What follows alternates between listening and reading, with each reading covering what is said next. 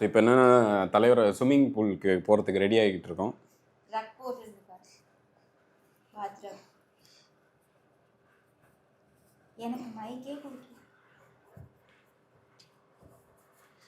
எங்கம்மா இங்கே ஒரு கையை காணும் சில்லி.